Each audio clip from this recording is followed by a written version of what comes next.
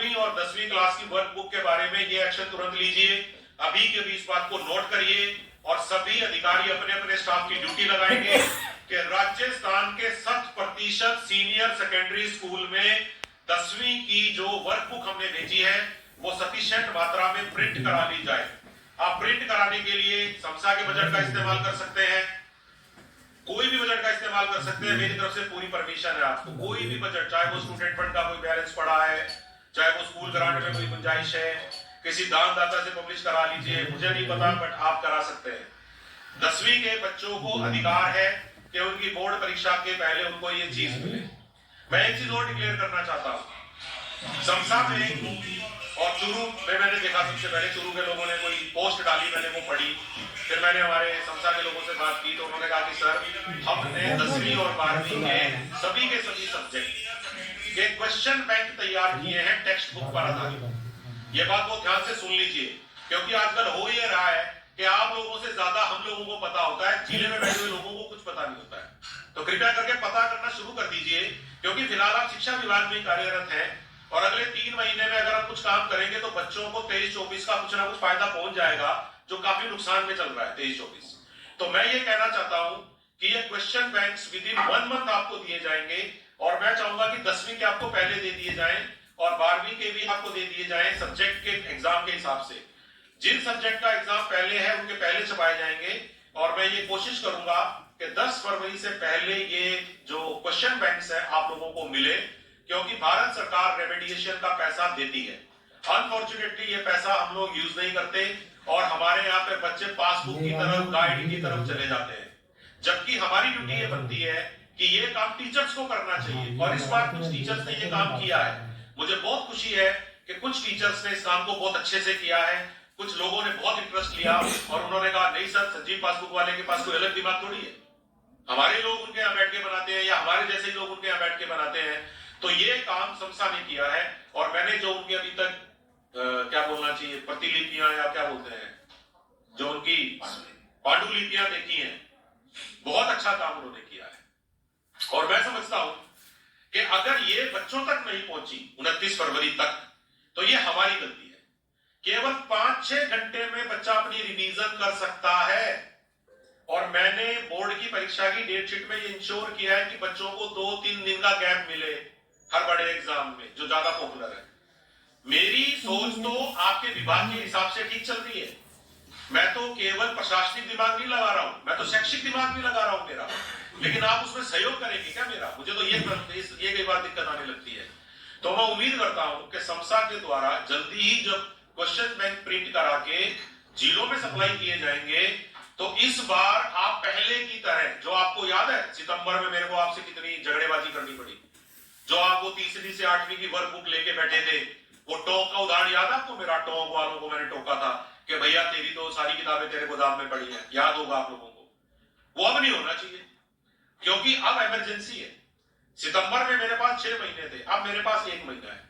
तो इसीलिए बच्चों का अधिकार बच्चों तक पहुंचना चाहिए, बच्चों के पास ये जो क्वेश्चन बैंक है रिवीजन वाला, ये पहुंचना चाहिए। एक मैं बात और कहना चाहता हूं, मिशन ज्ञान ने रिवीजन क्लास शुरू की है मेरे कहने से, मिशन ज्ञान ने रिवीजन क्लास शुरू की है मेरे कहने से। जिलों के ग्रुप पे मिशन ज्ञान का लिंक डालिए।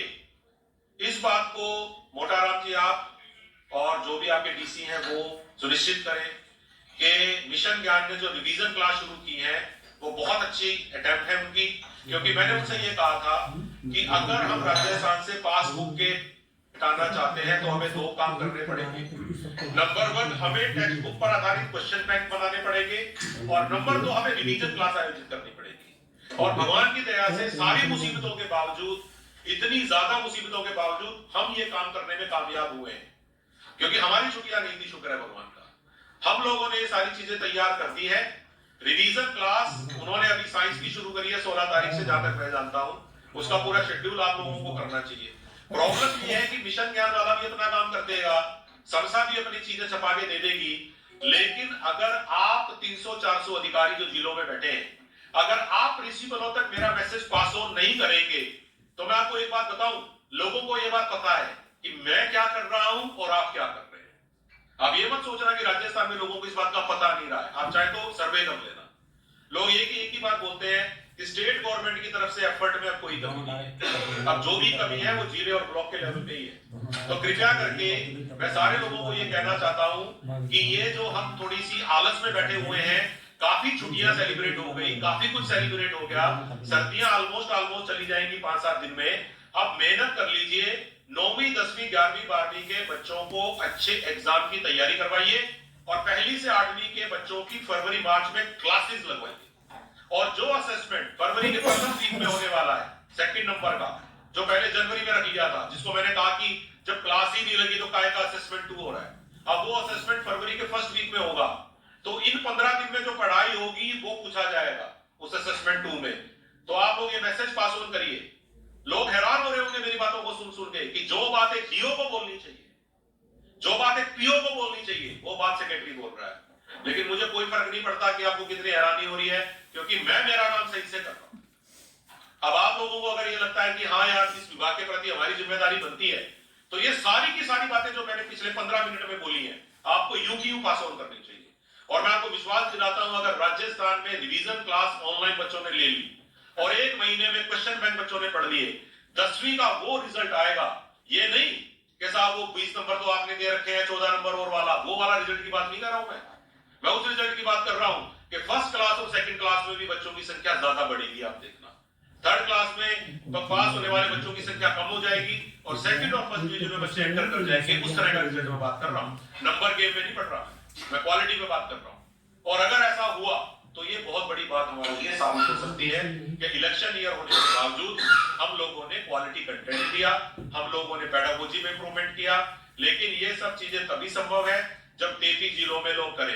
एक सीडीओ को छुट्टी लेनी जरूरी है जोधपुर में, उसको ये फर्क नहीं पड़ता कि आज कितनी इंपॉर्टेंट बातें बताई जाएंगी, मेरा क्या रोल होना चाहिए।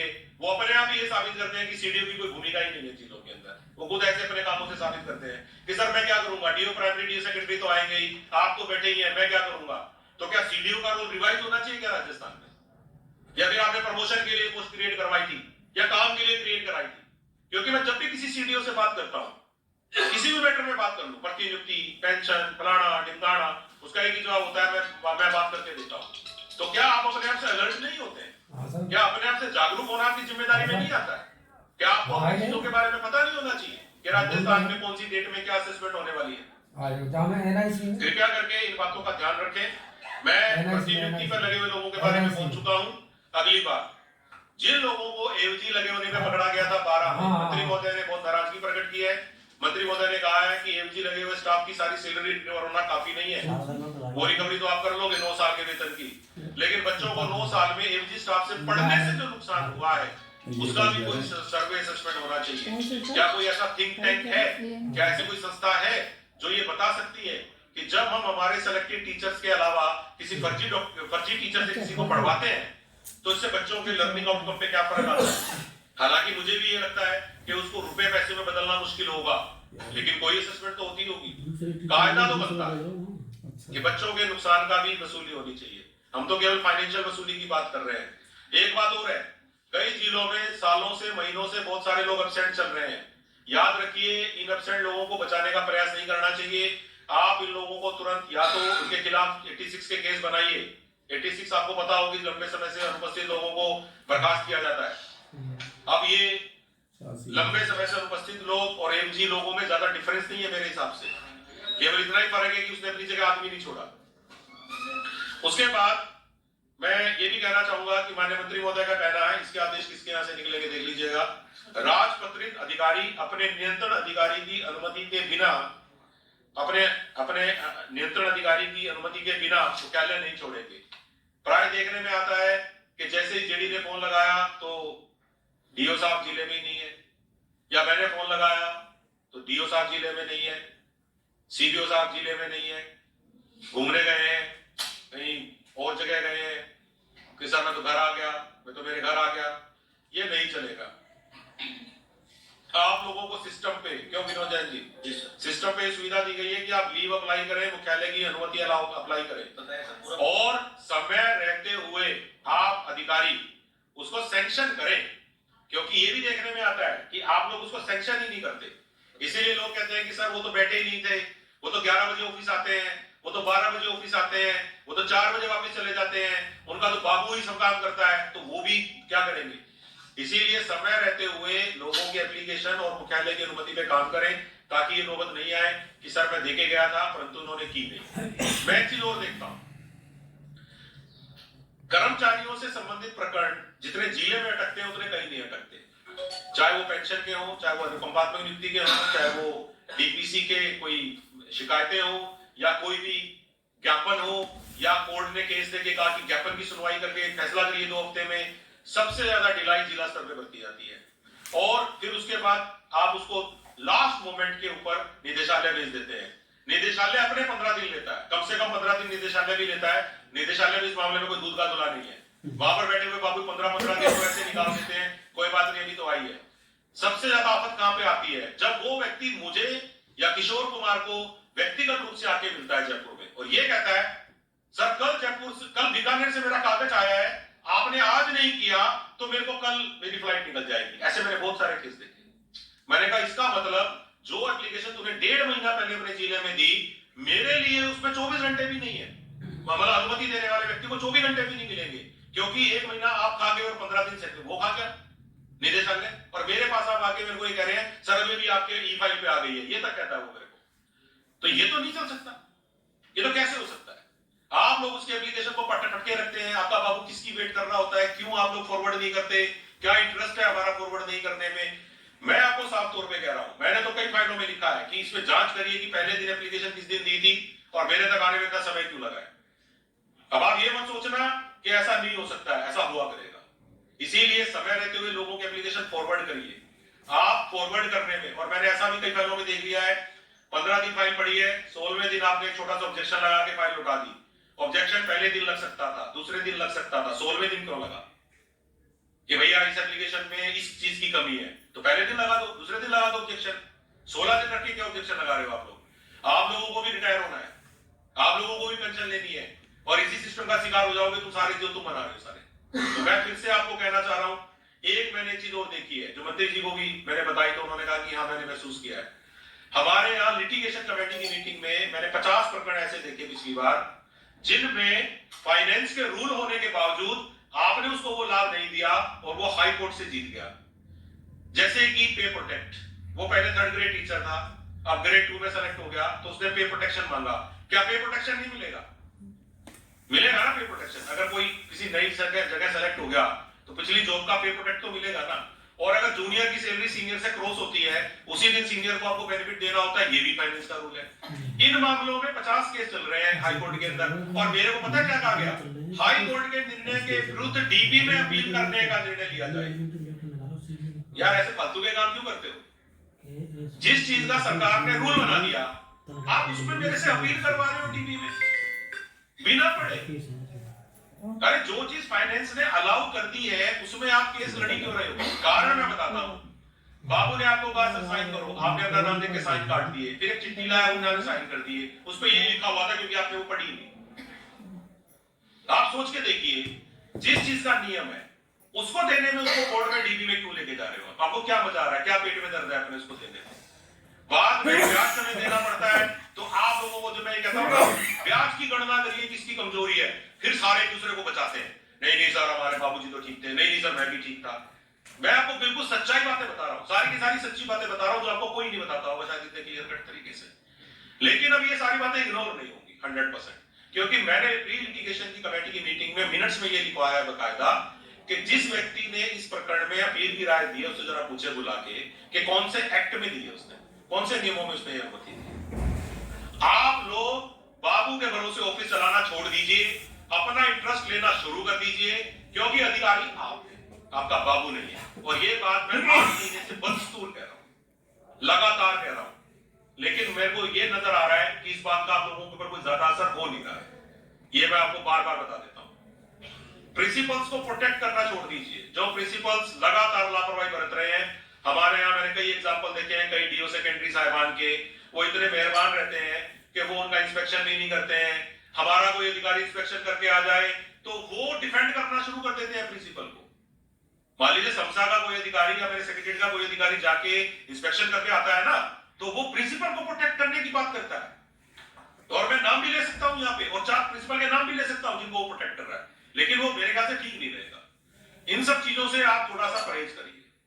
अगर कोई अधिकारी गया है और उसने कमी देखी है, आप कमी दूर करवाइए, एडवोकेट मत बनिए गलत लोगों के। ये एडवोकेसी की वजह से हमारे सिस्टम में बहुत कमी आई है।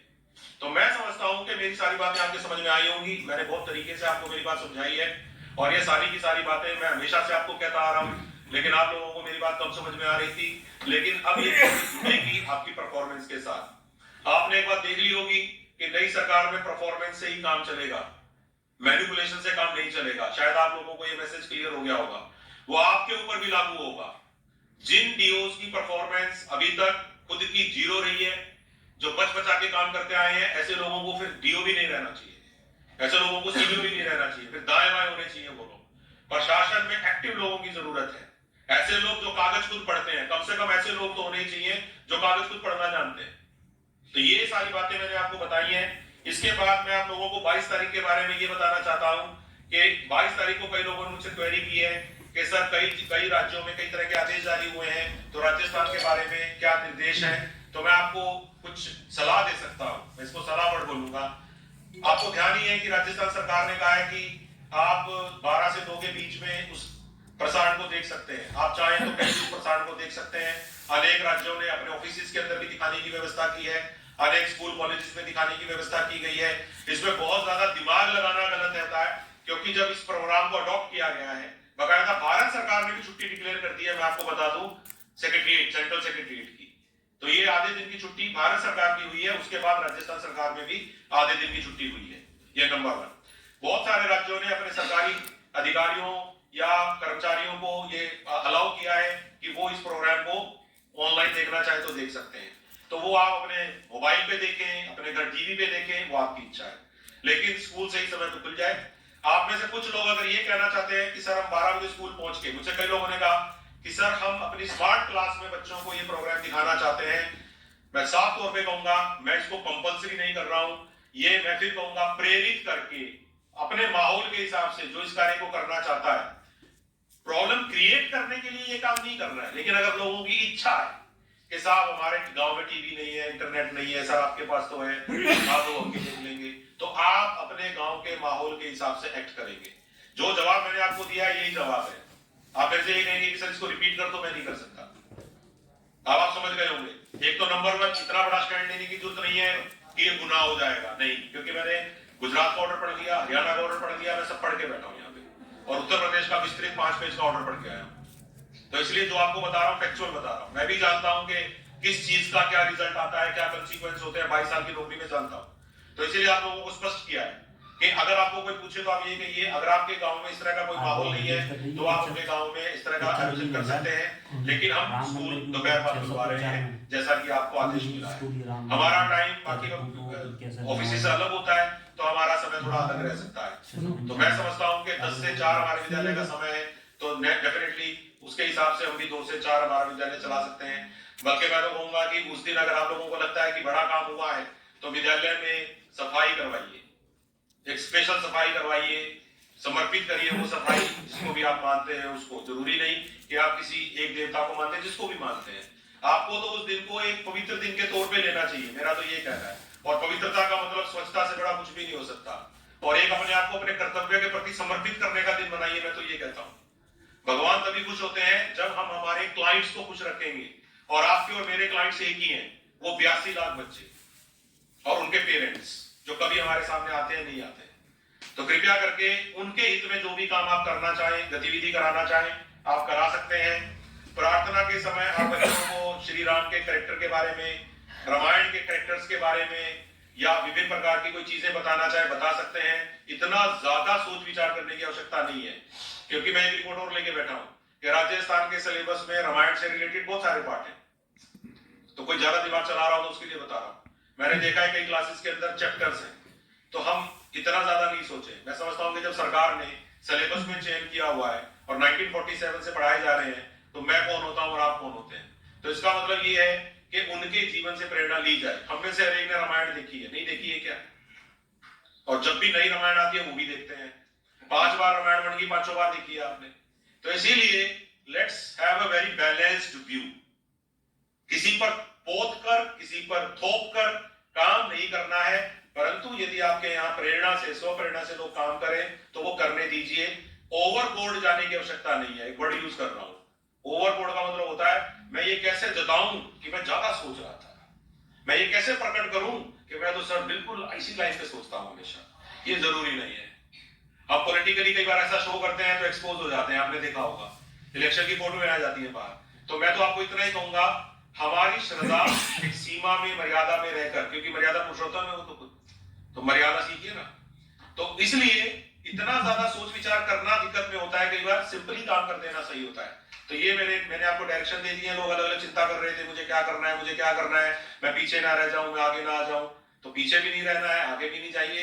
आप एक बैलेंस्ड अप्रोच से अपने विद्यालय में उस दिन स्वच्छता रखिए, बरामदे की सफाई करिए, किसी कमरे की सफाई करिए, पौधे लगाइए कुछ। अगर वैसे इस समय सीजन तो नहीं होता पौधे लगाने का, बट एनी टाइप ऑफ, मतलब फूल के फुलवाड़ी तो लगी सकती है 2 महीने के लिए, कुछ भी करिए अपना उस दिन को जो भी आप करना चाहें। और बाद में अगर हो सके, अगर शाम हो जाती है, आजकल 4 साढ़े 4 बजे तो शाम नहीं होती है, लेकिन कोई आप लोग चाहें तो बच्चों से रोशनी करा सकते हैं। ये सब आपके ऊपर छोड़ा जा रहा है। आप सोचेंगे कि मैं इसको रिटर्न डायरेक्शन जारी करूंगा, नो। लेकिन कई लोगों के दिमाग में था कि सर हम ऐसा करें, हमें करना चाहिए, तो मैंने उनको रोका भी नहीं। आप समझ गए होंगे। कोई टीचर कहते हैं सर मैं तो इसी गांव में रहता हूँ, 6 बजे अंधेरा होने पे मैं एक दीपक लगा दूं क्या? आपकी स्व प्रेरणा। गांव वाले दीपक लगाना चाहते हैं स्कूल पे 4, स्कूल पे दीपक क्यों नहीं चलना चाहिए? ज्ञान का अंधकार दूर करता है, स्कूल पे दीपक लगाने में दिक्कत क्या है? मैं तो कह रहा हूँ कि स्कूल पे हर त्योहार पे दीपक लगने चाहिए। कम्युनिटी का गतिशीलता किसको बोलते हैं? कम्युनिटी पार्टिसिपेशन किसको बोलते हैं?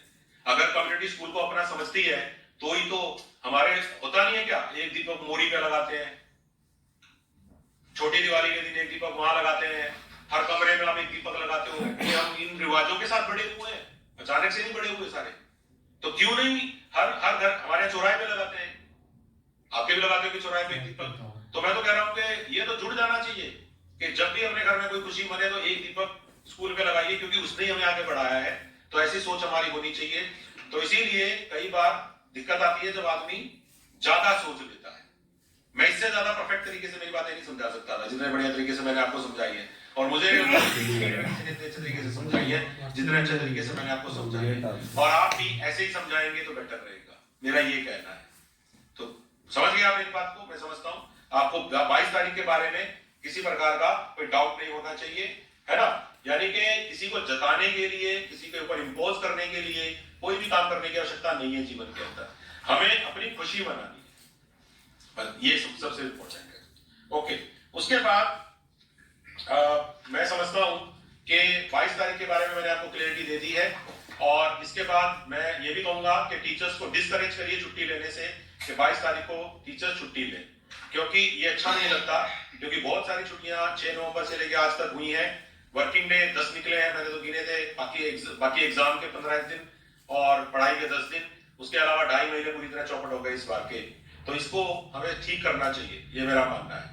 अब मैं प्रेरणा प्रोग्राम के बारे में आपको 5 मिनट के लिए जल्दी से बताना चाहता हूं, क्योंकि ये प्रोग्राम केवल 5 मिनट का ही है। इसकी गाइडलाइंस आप नोट कर बता सकते। तो प्रेजेंटेशन चला दीजिए, मैं बता देता हूं। माननीय प्रधानमंत्री महोदय जिस स्कूल में पढ़े थे, राजस्थान के 4 जिलों में बच्चे ऑलरेडी वहां जा चुके हैं। मैं आपको ये भी जानकारी देना चाहूंगा।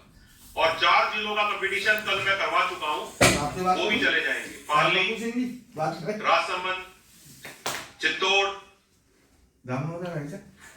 4 जिले जो जा चुके हैं, उदयपुर, सिरोही, डूंगरपुर, बांसवाड़ा, और 4 जिले जिनका कंपटीशन कल 18 तारीख को कराया जा चुका है, और अब वो जेएनवी में जाएंगे। कृपया करके सारे डीओ 2 बात याद रखें कि प्रेरणा प्रोग्राम में आपको याद रखना है कि आपको अपने कुछ सेलेक्टेड सीनियर सेकेंडरी स्कूल में 9वीं, 10वीं, 11वीं के टैलेंटेड, होशियार, इंटेलिजेंट बच्चों का कंपटीशन कराना है। वो कंपटीशन कुछ भी हो सकता है, वो प्रश्नोत्तरी हो सकती है, ड्राइंग हो सकती है, कुछ भी प्रतियोगिता करा लीजिए। मेरी तरफ से आपको खुली छूट दी गई है। जिले पे डिसाइड कर याद कर दो। नेक्स्ट भाई, सबसे पहले प्रेरणा पोर्टल पर, अब आगे सबसे पहले प्रेरणा पोर्टल पर प्रत्येक जिले से कम 500 रजिस्ट्रेशन कराइए। 500 रजिस्ट्रेशन का मतलब है, मैं आप लोगों को जो राय दे रहा हूं, अगर आप मेरी राय मानेंगे आपकी जिंदगी आसान हो जाएगी। भारत सरकार की गाइडलाइन पढ़ेंगे तो थोड़ा कॉम्प्लिकेशन हो जाएगा। मैं आप लोगों को राय देना चाहता हूं कि 25 से 30 सीनियर सेकेंडरी स्कूल चुन लो, आधे रूरल चुन लो, आधे अर्बन चुन लो, क्योंकि अर्बन के स्कूलों में बच्चे एक्सपोजर के कारण अच्छे इंटेलिजेंट हो जाते हैं, फॉरवर्ड हो जाते हैं, क्योंकि इन बच्चों को फाइनली पूरे भारत के बच्चों के साथ वडनगर में रहना है। अगर हम ऐसे बच्चे चुनेंगे जिनकी पर्सनैलिटी उतनी बढ़िया नहीं होगी, तो आप सोचिए वो बच्चे फिर वडनगर में कॉन्फिडेंट नहीं होंगे और राजस्थान का रिप्रेजेंटेशन नहीं कर पाएंगे। तो आप कोशिश करिए कि ऐसे स्कूल सेलेक्ट करें जहां पर आपको लगता है कि प्रिंसिपल इंटरेस्ट लेता है, या वहां पर नो बैक अच्छा बना था, ये भी एक कसौटी है। फिर आप इन 25 स्कूलों से 20 से 25 बच्चे सेलेक्ट करो 9वीं 10वीं 11वीं के, और आप इन 500 बच्चों का रजिस्ट्रेशन करा दीजिए। रजिस्ट्रेशन कराते समय कोई लिमिट नहीं है, 500 मिनिमम में 1000 तक ले जाओ खींच के। तो आज तो एक तो रजिस्ट्रेशन पूरा कर लो, आप लोग अपना रजिस्ट्रेशन पूरा आज में कर लीजिए, क्योंकि ये कोई बड़ी चीज नहीं है, इसके लिए स्कूल जाने की आवश्यकता नहीं है, टीचर अपने पोर्टल से इसका रजिस्ट्रेशन कर दे।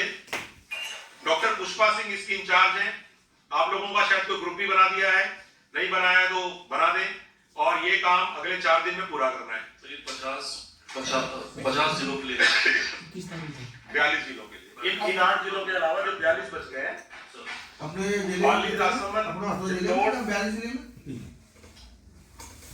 भीलवाड़ा, और उसके पहले के 4 जिले थे डूंगरपुर, बांसवाड़ा, उदयपुर एंड सिरोही। इन 8 जिलों के अलावा 42 जिलों को मैं निर्देश देना चाहता हूं कि आप अपने अच्छे 25 विद्यालयों का चयन करें। 25 विद्यालयों में आप 20-25 अच्छे बच्चों का चयन करें, उनका रजिस्ट्रेशन करें, उनका कंपटीशन कराएं। ये सारे कंपटीशन 23 और 24 तारीख में कराए जाएंगे।